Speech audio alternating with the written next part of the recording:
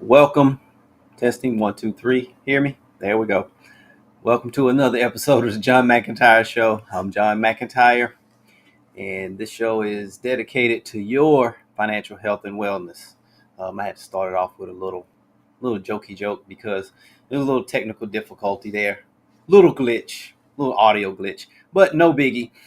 We have a good show today. I want to share an actual story that I feel is very important for this time of the year. The story comes from last year, um, and I actually talked to the people, some of the people that were involved in it, and I was just doing a little follow up. Bumped in, and we also got to talk some in person. I went by to visit, and so I just wanted to share this story because it's very important and it has a lot of moving parts to it. It has some good coming out of it. It didn't start so well, but everyone's on track. Um, and before I actually get into it, I just want to thank everyone for their wallet wins. The sharing the stories of completing your Christmas shopping under budget without having to use any debt. Your getting out of debt, paying off cars, student loans, credit cards, handling all that. You're updating wills. You're taking care of other estate planning situations, which is very important. And you're creating those investment plans. You're catching up on taxes, all kind of stuff, all types of wallet wins we're working with. And so I just want to thank everyone for those because I wanted to get into the story. But before I get into the story, uh, send in your wallet wins. If I see them, if you share a wallet win live, I will make sure and celebrate it with you. Um, if you have a question, I'll make sure and answer the question. Put an uppercase Q or capital Q, whichever one you prefer. I see it. We'll make sure and share it and answer the question. Or if you have a comment you just want to share, um, I welcome those also, because this is all about community here, creating a community, a safe space for people to increase their financial literacy and to find support for financial situations. So let's get into this story. Today story, like I said, you can see the title there. A husband's premature death left our family in a mess. And yes, it came from, I said last year, I meant 2 years ago. Excuse me. Time is definitely flying. Um, Basically, what happened? A couple, they were married a little bit over 20 years ago, and um, right off the bat, the husband, they did some premarital counseling, but years ago, people didn't counselors. They really didn't go too deep into finances. They really didn't talk too much about finances. They just asked some basic questions, you know, who's going to be the breadwinner, or both going to work, things like that. That was pretty much it, and that's as far. So during that time, I had been doing some financial counseling. My main business was real estate, but it was financial,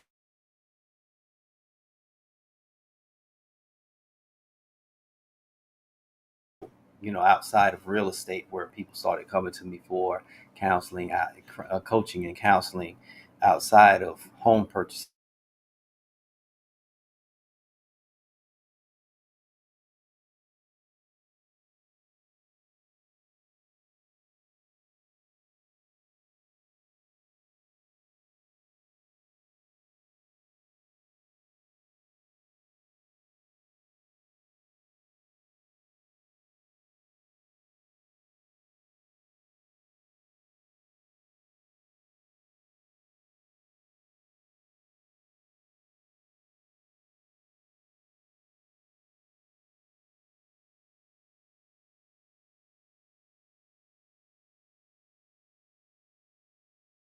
work. He took care of the finances. He just, she never really questioned it because there was always money in the account for her to do what she had to do. You know, the grocery shopping, take care of the kids, everything. Um, and outside of that, she did the shopping, most of the other stuff. He took care of the rest of it. Um, and they were able. He had a good job. They were able to, do big vacations, and he had some expensive hobbies. The golf and hunting, which are very expensive hobbies. She was able to do what she wanted to do. She liked clothes. She was able to buy the clothes and things like that. Kept the kids. They had two kids. They're grown now, and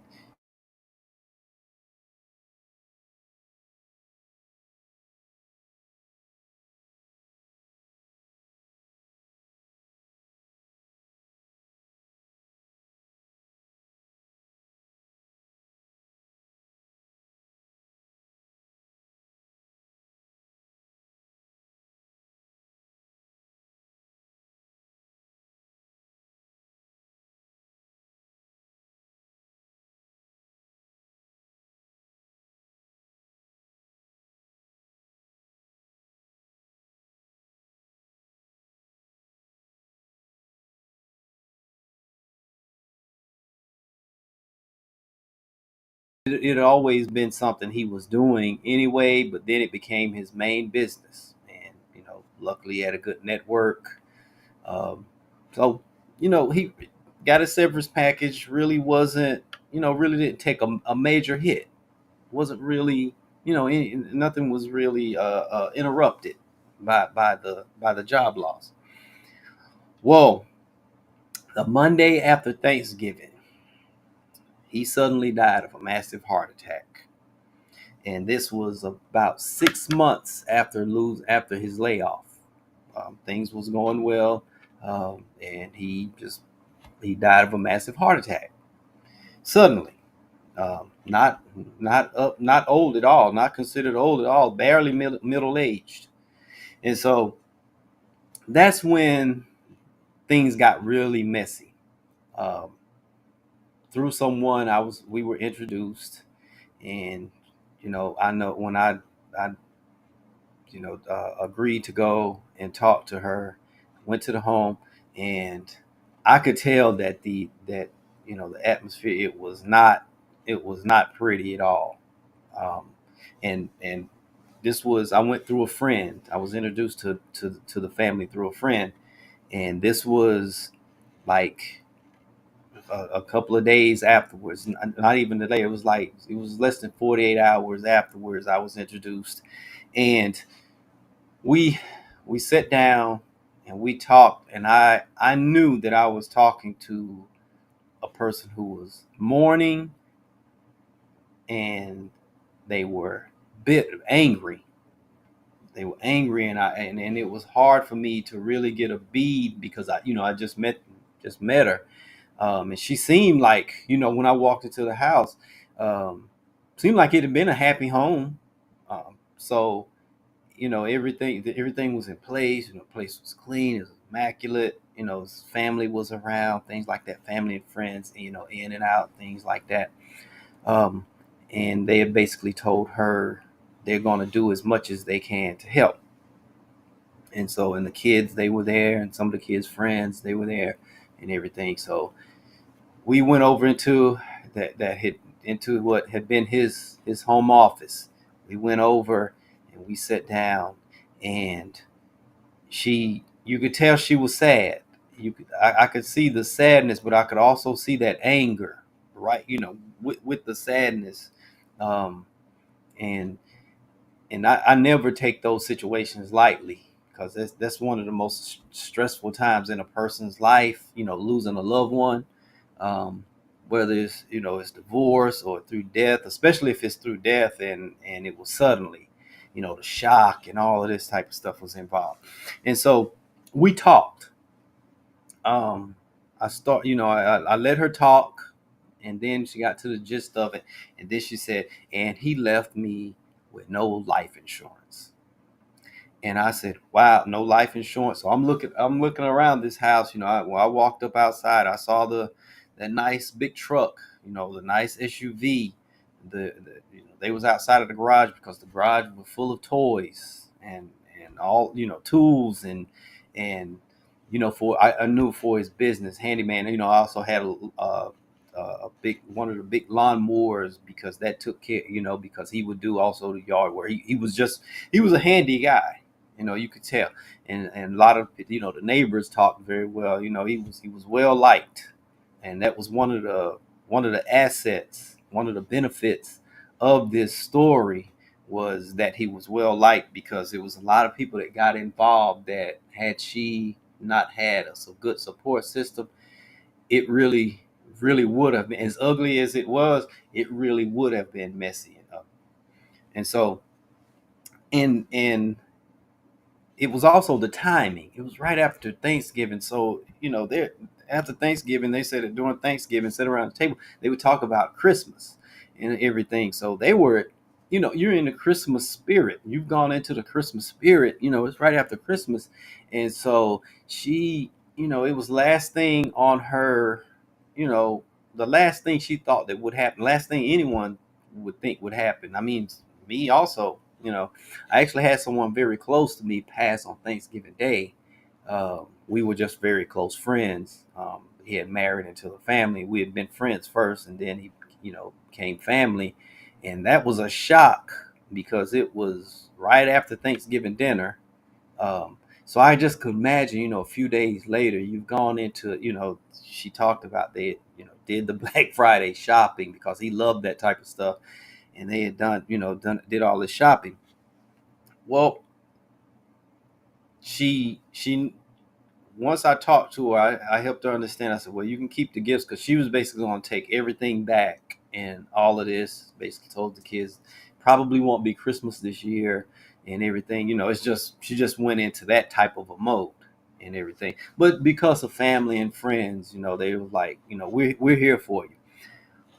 A church had a fundraiser to take care of funeral expenses because, like I say, he had no life insurance, he had no final expense, he had just no life insurance. He had worked, um, but he never. When I looked at everything, he just never enrolled in, paid for the life insurance.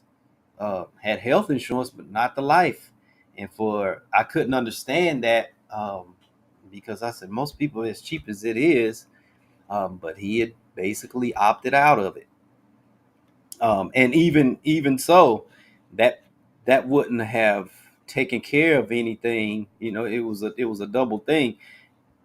While he worked, he didn't enroll in the life insurance, had the health insurance that went over to Cobra for a while, but then he had canceled that because I guess he thought maybe business was going to take care of everything because they were not talking at all about finances. All she saw was money in the bank account, and she was still able to do what she was able to do. So she was basically, oblivious to the finances and unaware. And that as progressive as we are here in America, there's still a lot of people that are that way. They just turn a blind eye to the finances. And so he never had life insurance. He never had it. But because he wasn't with that company, it didn't go with him anyway. He probably couldn't keep the policy. And so there was no life insurance to take care of everything. Family, church fundraiser. Um, and that was, she said, because of that blessing, that's going to be taken care of. And she made a statement, and whatever they do with him is fine by me. I couldn't say anything. All I could do was just console her, do my best to console her, let her know, what stay focused on what could be done. And when I heard that statement, I was like, okay, yes, there's some serious anger here. There's some serious anger. Um, she was like, I said, just take your time and allow yourself to mourn. She basically, how am I going to mourn when I have this mess? I've been left with a mess. How can I mourn if I have this mess to take care of? All of this uncertainty. I don't know what's going to happen. I said, well, I assured her. I said, "But your family and friends. It was your friend that brought me into the picture, and they've made it perfectly clear they're here. The other family members, as I came through, and introduced myself, and I talked to them, it was like, just console her. We're gonna do what we can to help her. And so I shared that with her, and you could see a little bit of relief, but still that anger was there. I think it was a combination of anger and the embarrassment of allowing herself to be in this situation, because she was sharp, she's smart, and everything. And I think some of it was embarrassment of allowing herself to end up in that situation. Well, he had basically left her with over $100,000, just a little bit over $100,000 in debt, not counting the house. So that was, the cars, there was credit cards and all of the toys and the stuff he had used money to for business purposes. And it was, there was no separation. It was all commingled. There was, he didn't even set up an LLC or anything. He just started doing business, accepting money, using it and putting it into the account. And that was a mess in itself. I was like, okay, so we have to get someone in that can take care of that. But my job was to, stay focused on her, and get the people that could help her in place. Another bright spot was that the kids, they were, up in age. Both, one was still in high school and the other one was off to college, but they both were, very smart kids. And so they were going to college. They were going to, even the young one, they were going to go to college, and was in college with a combination of scholarships and grants, things like that. It's a little bit of sports, academics, and grant stuff. So that was very helpful. She that was a good thing, knowing she would not have to pull the kids. Maybe they would have to quit college or figure out a different way to pay for it, things like that. So that was taken care of.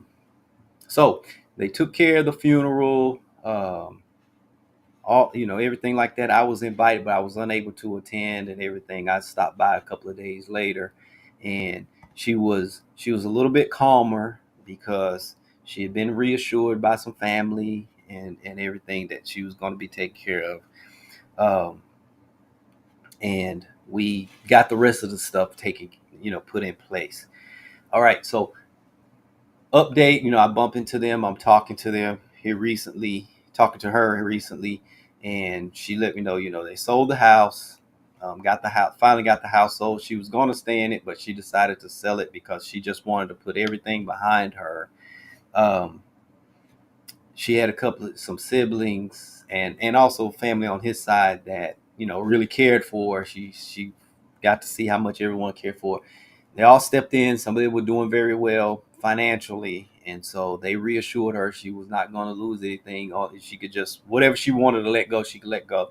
So they did. They sold the stuff. Followed some of the guidance, some of my guidance that I had given. What you didn't need, have a sale, um, and all of that good stuff happened.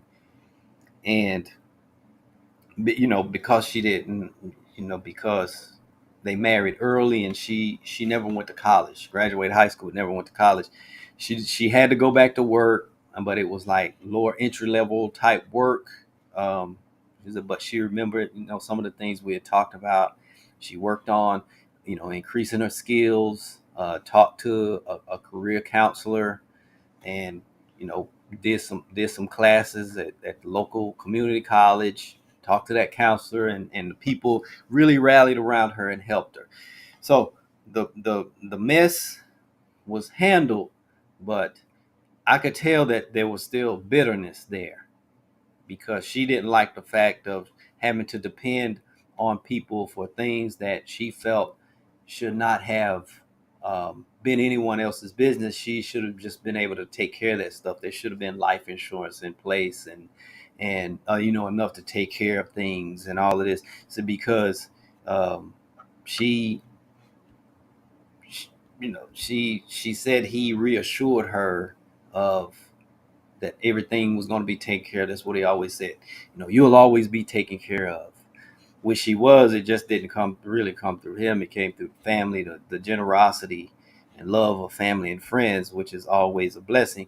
But that's not the best way to do things. This was a very stressful time, and you could tell it had taken a toll on her. Even though she was in a better place, she was a little bit bitter, but you could tell it had taken a toll. It had taken a toll. There was, that anger, and she made it perfectly clear she was disappointed. She was embarrassed, things like that, and we talked. And I let her know, she said we're going to talk more about some things she's wanting to work on. So she is in a forward moving place in life.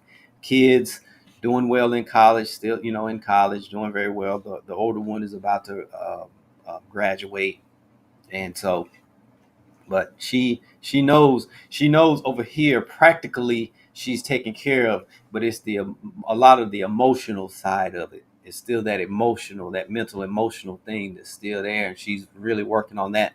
And I just gentle as I could, I said, have you been talking to a counselor? Yes. She was like, oh yes, I've been talking to a counselor. I was like, good. I was hoping that you was talking to someone that could get you, you and the family through this. She was like, oh yes, we definitely we did that. Very close friend of the family is a counselor, been counseling for a long time, family counseling, things like that. And so they were able, she said, we're working through things, but it's one step at a time. And so I just want to share this story. I was like, you know, with it being this time of the year, last year it popped in my mind. I wasn't doing live last year. I would have shared it. But just enough time has passed to really get a very good update. And she said maybe one day when she's in a good place, she may come on and share the story herself. May be able to hear it from her. So hopefully we'll be able to do that. But I told her take her time. It's all about her getting better, and I'll be here when she's ready. Let her know that I'm here for her. And so that was a good thing. So I hope that story triggered some things. Hopefully is making you think, make you look at finances, take your finances more seriously. If you're not going into a new year, maybe something to really sit down and have that conversation. That family meeting. Maybe time for that family meeting to make sure everything is okay financially and everyone is involved in the finances. This day and time, uh, it's not good for someone. The excuse, it is an excuse. I let someone else take care of that with, and this was a younger couple.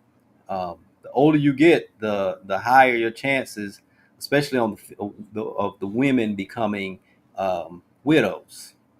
The older they get, that chance goes up. That the women are outliving the men. Wives are outliving husbands, and wives are in making more and more financial decisions. And so hopefully I said something that was of service, that was of use. And if so, share it. If you're watching by Facebook Live, like it, share it.